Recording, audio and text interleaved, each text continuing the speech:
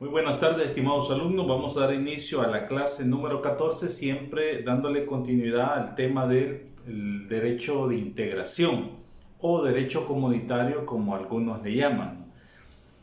Habíamos hablado en la clase anterior, haciendo una retroalimentación, que cuando hablamos del derecho de integración, para poderlo vincular directamente como un derecho comunitario, es necesario que este derecho de integración no solamente se refiera a la integración económica como tal, sino que sea una integración, valga quizás la redundancia, de manera integral, ¿no? Donde converjan aspectos sociales, culturales, laborales, jurídicos, etcétera. Y principalmente donde a raíz del proceso de integración se constituyan o se creen instituciones internacionales intergubernamentales con un carácter supranacional. Esa es una institución que tiene que ver con la diversidad de estados que componen la integración, que son intergubernamentales porque van a estar actuando con órganos internos de cada uno de los estados, y van a tener un carácter supranacional, pues porque los estados pueden acudir directamente a ellos ante no solo algún conflicto, sino alguna ayuda, alguna asesoría, según sea el caso. Como ya habíamos dicho, dentro del proceso de integración nuestro, este tuvo su antecedente en Europa. Europa fue el primer continente que empieza con los procesos integracionistas a través de la venta del acero y del hierro y del carbón, perdón, y en ese sentido pues se fue creando, ya se creó allá el Tratado de París, que le da paso a la conformación de algunos estados europeos, ¿no? Que lo que hoy por hoy se conoce como la famosa Unión Europea, que ya tienen hasta la circulación de su moneda estandarizada, que es el euro, en la mayoría de los países. Entonces, también habíamos hablado pues que como producto de los procesos integracionistas que venimos desde el 52, se han creado hoy por hoy algunas instituciones, ¿no?, que tienen este carácter supranacional también. Hablamos del Sistema de Integración Centroamericano, del SICA, Sistema de Integración Centroamericano, y dentro de ellos está la Secretaría de Integración Económica Centroamericana, denominada SIECA, el Banco Centroamericano de Inversión, está la Corte Centroamericana de Justicia, el Parlamento Centroamericano. Son organismos que le han dado vida al proceso de integración centroamericano y que los estados pues están en la obligación de acudir ante ellos ante cualquier conflicto de naturaleza, precisamente que atente contra el proceso mismo de la integración. Bien, también habíamos referido que dentro de nuestras constituciones, la nuestra, específicamente en el artículo 89, nos da parámetros muy importantes de qué es lo que vamos a entender por el proceso de integración, o cómo nuestro estado de El Salvador proyecta la integración centroamericana.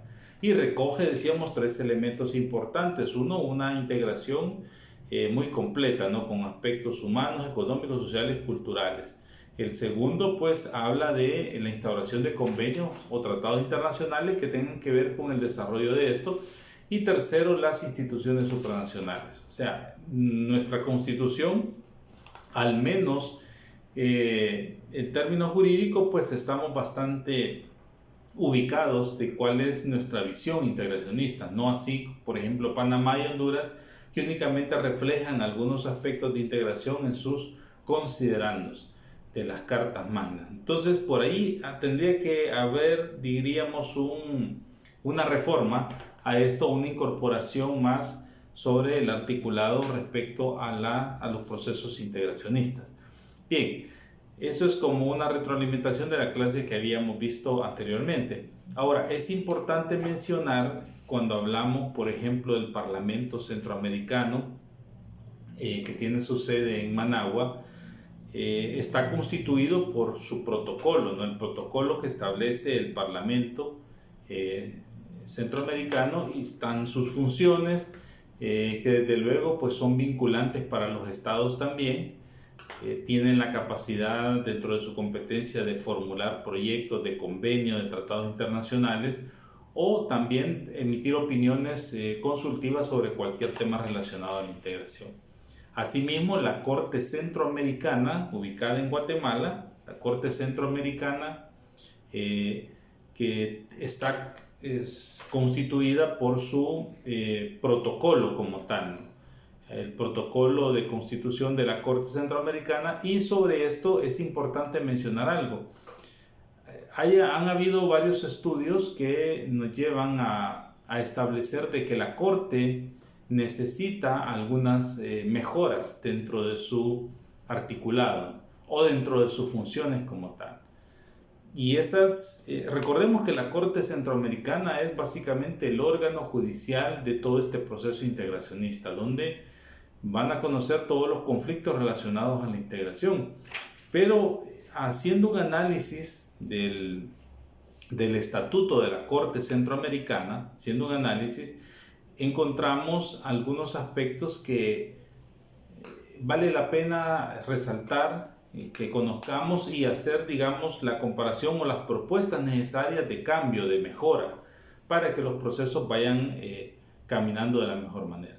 Si vemos, por ejemplo, el Estatuto de Constitución de la Corte, uno de los primeros aspectos que llama la atención es respecto a la escogitación de los magistrados que van a conformar la Corte Centroamericana.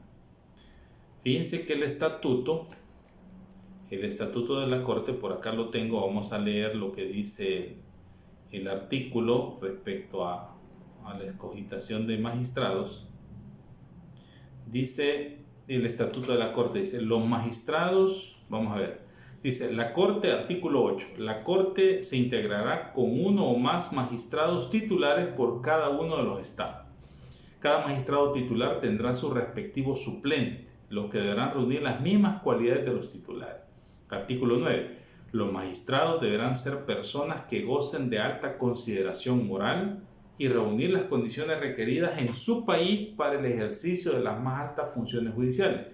Del requisito de edad se podrá dispensar a jurisconsultos de notoria competencia a juicio y resolución de la Corte de su respectivo país.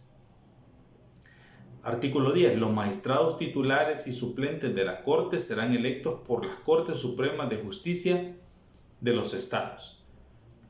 Los así electos declararán solemnemente bajo juramento prestado ante el Consejo Judicial Centroamericano que ejercerán el cargo con justicia, imparcialidad e independencia. Bien, aquí está una de las primeras propuestas de mejora que sugerimos que se haga dentro del Estatuto de la Corte. Estos artículos son del Estatuto de la Corte, del marco jurídico de la Corte Centroamericana de Justicia. El artículo 8 y 9 no es claro en establecer cuáles son los requisitos que la Corte exige para que un funcionario pueda obtener la calidad o un aspirante pueda tener la calidad de magistrado de la Corte Centroamericana de Justicia. Únicamente nos remite a que van a ser elegidos por las cortes de los respectivos países y teniendo en consideración los requisitos que se exigen en cada estado pues para estos cargos. Si vemos nosotros, por ejemplo, veamos en el artículo de nuestra Constitución, si vemos cuáles son los requisitos, por ejemplo, si vemos el artículo 176, dice de la siguiente manera: para ser magistrado de la Corte Suprema de Justicia se requiere ser salvadoreño por nacimiento, del estado seglar. El estado seglar significa una persona que no está vinculado directamente con algún cargo eclesiástico. Dice del estado seglar, es decir, no puede ser magistrado alguien que sea un pastor, llamemos evangélico, un sacerdote o un líder de una mezquita, qué sé yo, o un judío ya dentro de su jerarquía religiosa, etc. Por eso se dice del estado seglar. Mayor de 40 años, abogado de la República, de moralidad y competencias notorias, haber desempeñado una magistratura en segunda instancia durante 6 años o una judicatura en primera instancia durante 9 años, o haber obtenido la autorización para ejercer la profesión de abogado en los últimos 10 años antes de su elección, estar en el goce de los derechos de ciudadano y haberlo estado en los 6 años anteriores al desempeño de su cargo. Esos son los requisitos para ser magistrado acá en El Salvador. No podrán ser elegidos magistrados de la Corte Suprema de Justicia ni de una misma Cámara de Segunda Instancia los cónyuges ni parientes entre sí comprendidos dentro del cuarto grado de consanguinidad o segunda afinidad. Bueno, si vemos por ejemplo en Honduras, el artículo 309 de la Constitución hondureña dice: para ser magistrado de la Corte Suprema se requiere ser hondureño por nacimiento, ciudadano en el goce de ejercicio de sus derechos, abogado debidamente colegiado, mayor de 35 años y haber sido titular de un órgano jurisdiccional durante 5 años o ejerciendo la profesión durante 10 años. Varían definitivamente, pues, porque en Honduras, por ejemplo, solo dice haber sido titular de un órgano jurisdiccional durante 5 años. Ahora, no especifica sobre qué categoría. Nosotros sí tenemos un tribunal de segunda instancia o de primera instancia. No establece de qué categoría. Y así podemos ir viendo. Entonces, esto, por ejemplo, en Nicaragua sí tiene una serie de requisitos que no los voy a leer porque son muy largos. Por ejemplo, dice el artículo 207 de la Constitución guatemalteca: los magistrados y jueces deben ser guatemaltecos de origen, de reconocida honorabilidad, estar en el goce de sus derechos de ciudadanos y ser abogados colegiados, salvo las excepciones que la ley establece con respecto a este último requisito en relación a determinados jueces de jurisdicción privativa y jueces comunes. Pero dice: por todo ello se considera que una propuesta, bueno, aquí lo que vamos a establecer es que en realidad los requisitos que establece cada constitución de los países centroamericanos no hay ninguna uniformidad, podemos decir, para que el estatuto diga: mire, se van a escoger a los magistrados y únicamente consideren los requisitos que ustedes como cortes internas establecen para su proceso. Esto genera hasta cierto punto, una inseguridad jurídica, ¿no? En el sentido, pues, de que los procesos no están uniformes, no están identificados, y más aún el estatuto no dice mayor circunstancia sobre eso, ¿no? Entonces, una de las propuestas que debe realizarse es precisamente esa: establecer con claridad cuáles son los requisitos que un candidato a magistrado de la Corte Centroamericana debe tener. Por ejemplo, uno de los primeros requisitos, a mi juicio, es altos conocimientos en materia de integración, acreditada mediante títulos, mediante reconocimientos académicos, publicaciones, lo que sea. Es decir, se debe de establecer en aras de que tengamos, claro, a los primeros magistrados, pues gente con amplios conocimientos y que efectivamente puedan aplicar el derecho de integración como tal.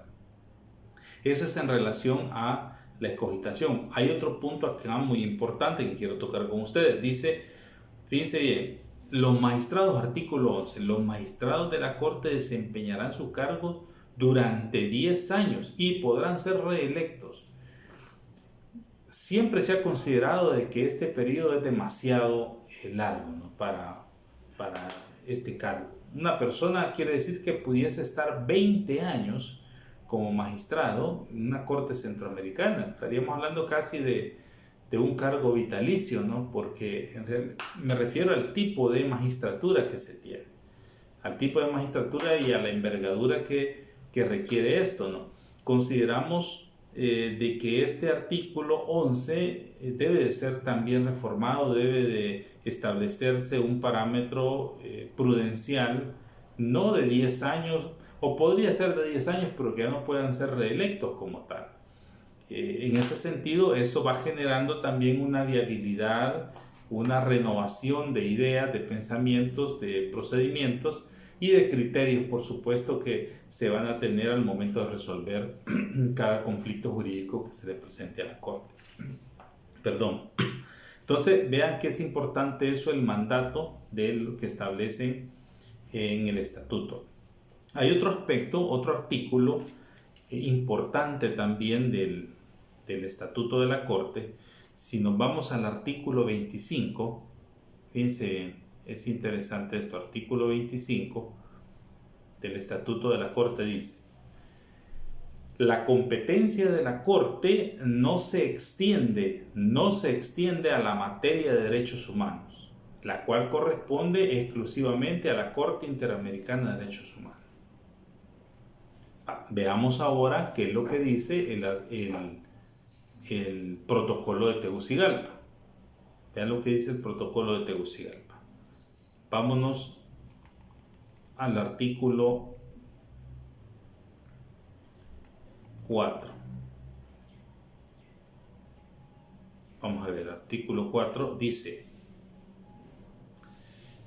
para la realización de los propósitos citados, el Sistema de Integración Centroamericana y sus miembros, ¿sí?, los estados, y el sistema, todos los organismos, el Parlamento, la Corte, los bancos, el banco, el BCIR, la Secretaría de Integración, dice, y sus miembros procederán de acuerdo a los principios fundamentales siguientes. Número 1, la tutela, respeto y promoción de los derechos humanos constituye la base fundamental del Sistema de Integración Centroamericana. El artículo 4, literal A, del protocolo de Tegucigalpa, que es el marco jurídico más joven del proceso de integración, manda que todo el sistema de integración y sus órganos tienen como principios fundamentales para que funcione la tutela, respeto y promoción de los derechos humanos. No puede ser posible que el artículo 25 del Estatuto de la Corte Centroamericana diga de que la Corte no tiene competencia en materia de derechos humanos, sino que es competencia de la Corte Interamericana de Derechos Humanos. Eso no puede ser. Aquí hay una contradicción muy marcada en el sentido de que la Corte Centroamericana necesariamente tiene que tener competencia en materia de derechos humanos, primero para resolver un conflicto entre una persona natural y un organismo del Estado que esté violentando algún derecho en base al incumplimiento, por ejemplo, de un acuerdo o un tratado relativo a la integración centroamericana, entre el Estado y un órgano del proceso de integración que también esté vulnerando con su actuar o con su omisión, esté vulnerando derechos fundamentales de sus ciudadanos. La Corte también tendría que tener una competencia de estudio y competencias consultivas también para los estados en materia de derechos humanos. Claro, el artículo 4 lo dice, es un principio fundamental. Entonces, esto es otro elemento importante que debe de reformarse en el Estatuto de la Corte Centroamericana, específicamente en el artículo 25. No puede existir esa frase donde se establece de que la Corte no tiene competencia. Dice, la competencia de la Corte no se extiende a la materia de derechos humanos, la cual corresponde exclusivamente a la Corte Interamericana de Derechos Humanos. Sí, es cierto, la Corte Interamericana es su misma naturaleza, es esa la creación, pero algún grado de competencia también debe tener la Corte Centroamericana, porque ya dijimos no podemos estar desvinculados con ese tema de derechos humanos. Bien, es importante también revisar el artículo 22 del Estatuto de la Corte. El artículo 22, específicamente en su literal F, vamos a ver, literal F, dice: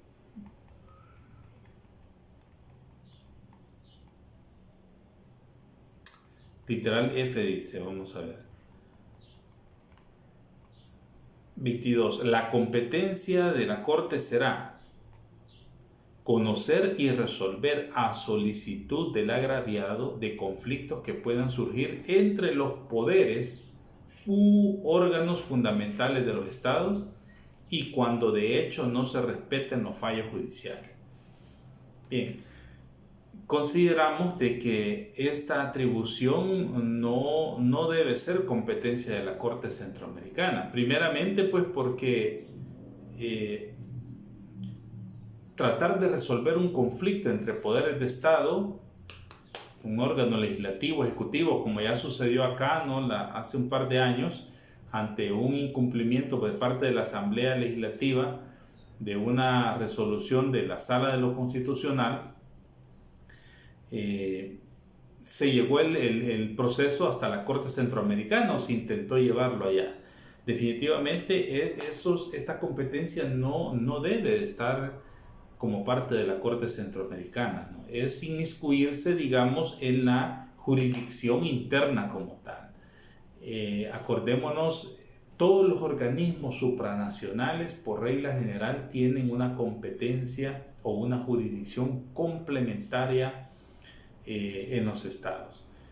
El hecho de tener esta competencia, pues podría en un momento determinado romper con lo que ya muchos abogados hablan de la famosa institucionalidad del Estado, la funcionabilidad en las instituciones del Estado, y la Corte Centroamericana deberá tener una visión más integracionista, pero en temas, no en temas directamente sobre un conflicto o no entre un poder y otro poder. Por ejemplo, si de pronto viene y la Sala de lo Constitucional recomienda a la Asamblea Legislativa que considere algunos puntos sobre alguna ley que se está tratando de aprobar, y bueno, y la Asamblea, por ejemplo, hace caso omiso de eso y se genera un conflicto con grupos sociales, con lo que sea, empresarios, órganos de Estado, otras instituciones del Estado, eso no, a mi juicio no tendría competencia la Corte Centroamericana de estar conociendo sobre eso. Es decir, aquí están las herramientas y las instituciones suficientes a través de nuestra legislación para poder evacuar esos problemas. Suficientes temas y necesidades hay en los procesos integracionistas para poder estar trabajando en eso. Entonces, consideramos de que esta función de la Corte debe de ser modificada o en el mejor de los casos, pues suprimida dentro del estatuto como tal. Hay otra función interesante que siempre en ese mismo artículo, en el literal K. El literal K dice de la siguiente manera: resolver toda consulta perjudicial requerida por todo juez o tribunal judicial que estuviere conociendo de un caso pendiente de fallo y encaminada a obtener la aplicación o interpretación uniforme de las normas que conforman el ordenamiento jurídico del Sistema de Integración Centroamericano, creado por el Protocolo de Tegucigalpa, sus instrumentos complementarios o actos derivados del mismo. Bien, si bien es cierto, esta función sí es importante y es adecuada, atinada a las competencias que tiene la Corte, debe ser un organismo que pueda generar una consulta, ilustrar a los jueces, a los magistrados, sobre un caso que tenga que ver sobre temas de integración. Acá la recomendación que se solicita hacer para mejorar el estatuto es que la Corte periódicamente, no solo a consulta de algún funcionario, sino que periódicamente tenga la obligación de capacitar, de instruir a todos los funcionarios judiciales que en un momento determinado puedan verse involucrados en temas de derecho de integración. Es decir, la Corte debe tener un papel más activo en aras de educar. Bueno, yo diría, esto no solo a los funcionarios judiciales, tendría que ser a todos los abogados como tal, ¿no? Incluso a los docentes, a los estudiantes, etc. Ser un centro de información y conocimiento público en materia de integración como tal. Esa sería como una mejora, un agregado que podría establecérsele a este artículo 22, literal K, del Estatuto de la Corte Centroamericana. Bien, hay otro aspecto importante, ¿sí? Hay otro aspecto importante que tenemos que ver respecto a la obligatoriedad que tienen las resoluciones.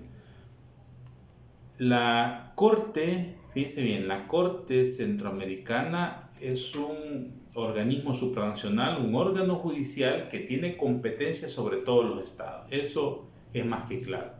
Y que sus resoluciones son vinculantes para el estado en litigio o para los estados en litigio. Y si son vinculantes, pues lógicamente son obligatorias. O sea, aquí no hay vuelta de hoja de que un estado no vaya a cumplir una resolución o que la vaya a considerar como una mera recomendación. Son vinculantes y en tanto tienen que cumplirse como tal. Dice el artículo 1, la Corte Centroamericana de Justicia, establecida por el artículo 2 del Protocolo de Tegucigalpa para la Carta de Tegucigalpa para la Carta de la Organización de los Estados Centroamericanos, queda constituida y funcionará conforme a las disposiciones del presente estatuto, ordenanza y reglamento. La Corte Centroamericana, inciso segundo, de Justicia es el órgano judicial y principal permanente del Sistema de Integración Centroamericano, cuya jurisdicción y competencia regionales son de carácter obligatorio para los estados.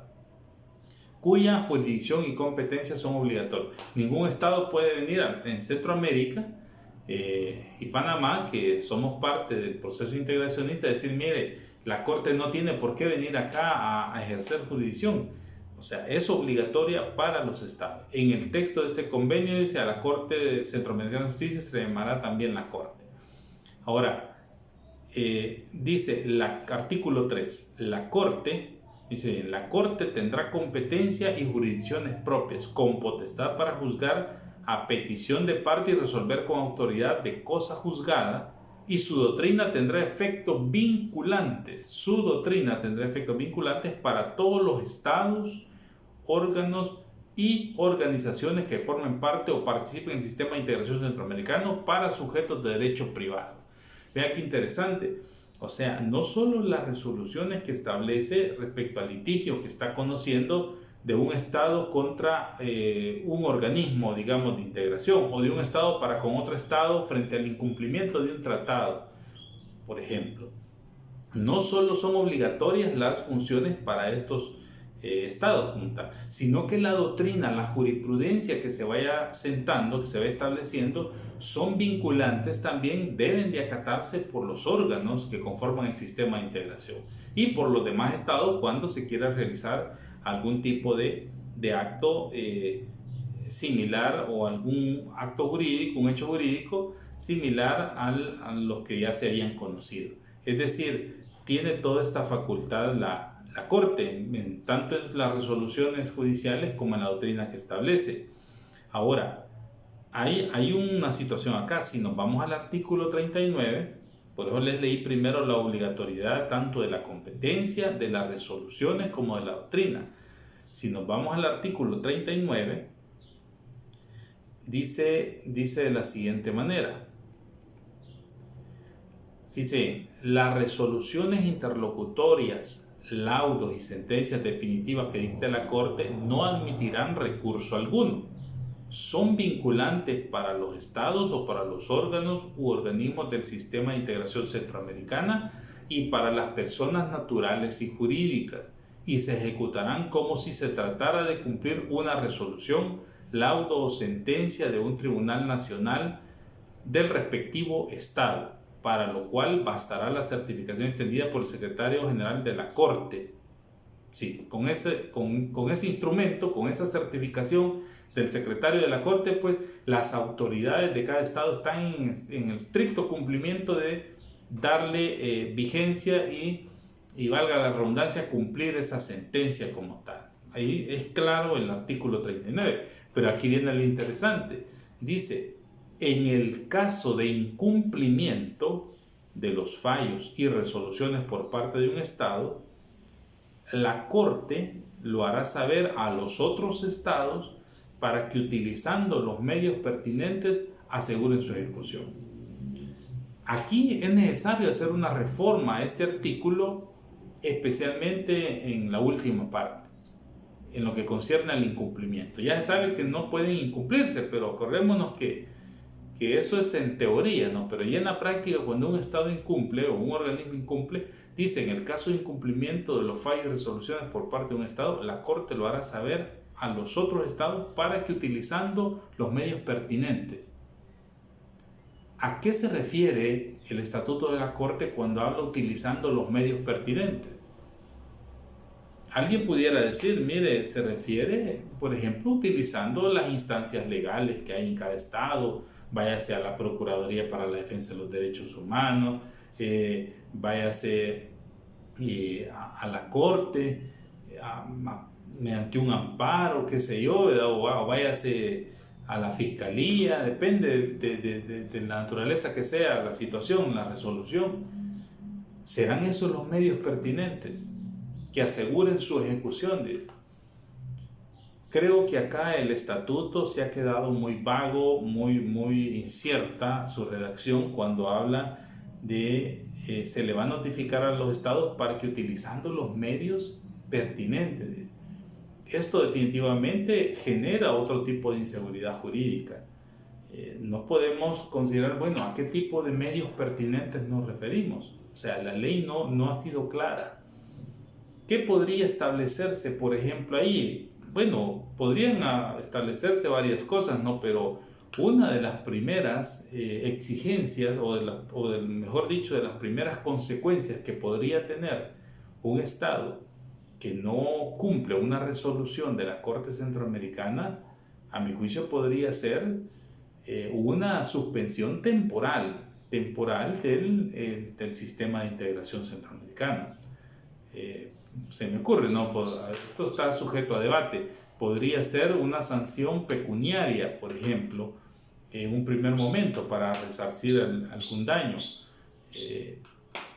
Algo o buscar algún mecanismo pues para alguna solución, llamémosle pacífica de conflictos, aunque esto no aplicaría ya pues porque ya hay una sentencia y cuando ya hay una sentencia ya hay un vencido y un vencedor, ¿no? Como tal, y hay que respetar ese fallo. Entonces, el punto acá es cómo mejoramos el estatuto de la Corte ante el incumplimiento de un Estado o un organismo por la falta de cumplimiento de una resolución judicial. Bien, nos quedamos hasta acá y continuamos en la siguiente clase.